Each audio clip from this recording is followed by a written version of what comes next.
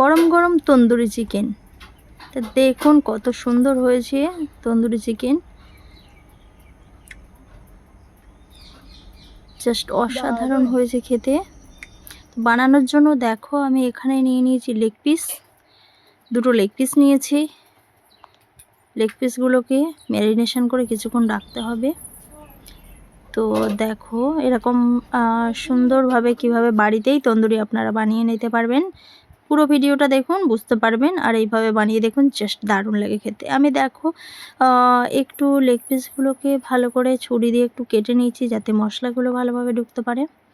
আর তন্দুরি চিকেনের সবথেকে ভালো কালার পাওয়ার জন্য আপনাকে এই টিক্সটা ফলো করতে হবে।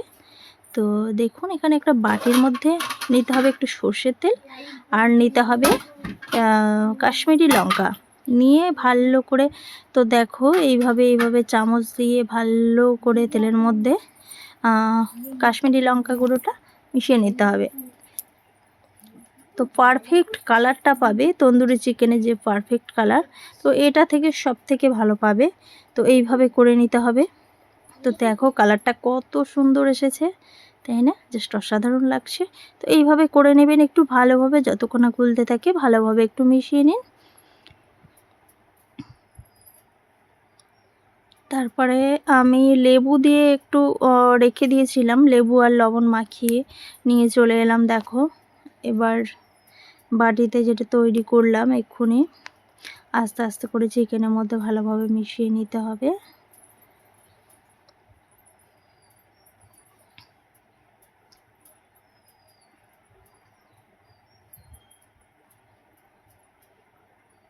হাত দিয়ে এটাকে ভালোভাবে মিশিয়ে নিতে হবে, তাহলে ভালোভাবে মেশানো যাবে। তো দেখো ভালো করে মিশিয়ে নিচ্ছি আমি। নিয়ে দেখো আমি পেস্ট তৈরি করে রেখেছিলাম আদা রসুন দিয়ে, তো আদা রসুনের পেস্টটাও ভালোভাবে মাখিয়ে নিতে হবে।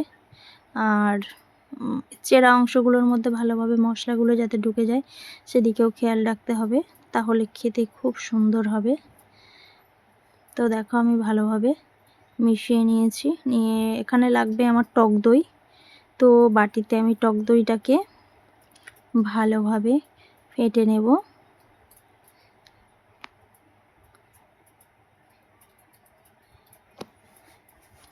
যতক্ষণ না টক দইটা একদম ভালোভাবে মিশে যায় ততক্ষণ চামচ দিয়ে এইভাবে দেখো, এইভাবে করতে থাকবে, দেখবে টক দইয়ের ফ্লেভারটা দেখো কত সুন্দর এসেছে। তো এইভাবে ভালো করে মিশিয়ে দেখো পারফেক্ট হয়ে গেছে, দেখতেই পাচ্ছ কতটা সুন্দর হয়েছে। ভালোভাবে এইভাবে মিশিয়ে দেখো, বুঝতেই পারছো কতটা সুন্দরভাবে মিশে গেছে। এইভাবে যতক্ষণ না মিশে আপনারা চামচ দিয়ে নাড়তে থাকবেন।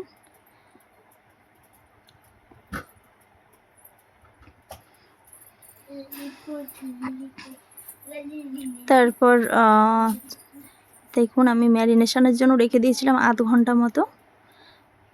তো তারপরে আমি চিকেনগুলোর মধ্যে টক দইয়ের পেস্টটাকে ভালোভাবে মাখিয়ে নিচ্ছি।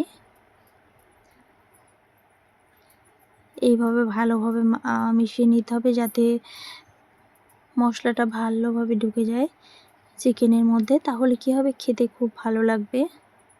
তো হাত দিয়ে ভালো করে এইভাবে রেডি করে আপনি ঢাকা দিয়ে রেখে দিন আধ ঘন্টা মতো।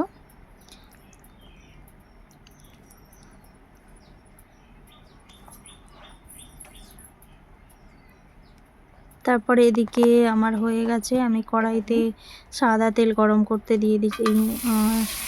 এখানে দিতে হবে বাটার, তো একটু বাটার দিয়ে দিলাম আর ঘি আর বাটার দিয়ে দিয়েছি। এবার কড়াইতে ভালোভাবে ঘি আর বাটারটা মাখিয়ে নেব।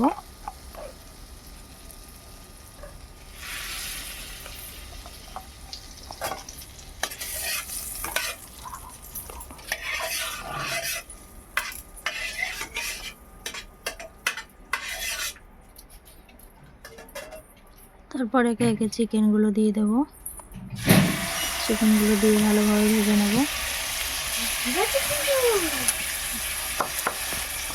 চিকেনগুলো প্রথমে একটু হাই ফ্লেম করে দিতে হবে, তারপরে মিডিয়াম টু লো ফ্লেমে চিকেনগুলো ভাজতে হবে।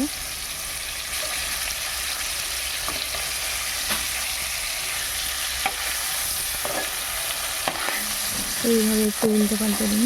তো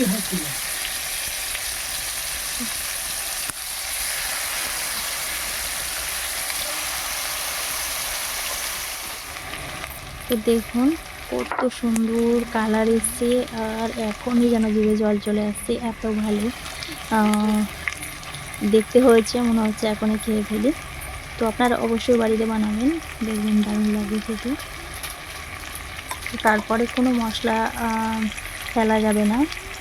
তো দেখুন সেই মশলাগুলো ভালোভাবে চিকেনের গায়ে লেগে গেছে। এবার এক্সট্রা যে মশলাটা ছিল এটাকে এইভাবে লাগিয়ে ভালো করে ব্রাশ করে নিতে হবে, যাতে সবটা মিশে যায় ভালোভাবে।